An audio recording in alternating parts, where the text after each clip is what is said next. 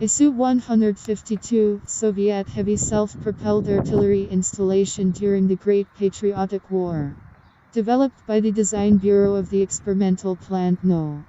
100 in June-October 1943 and adopted by the Workers' and Peasants' Red Army on November 6 of the same year.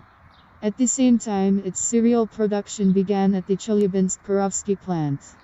In the spring of 1945, the Leningrad Kirovsky Plant joined the production. The ISU-152 used the undercarriage of the IS heavy tank, on which a 152mm howitzer-gun Mil-20S was installed.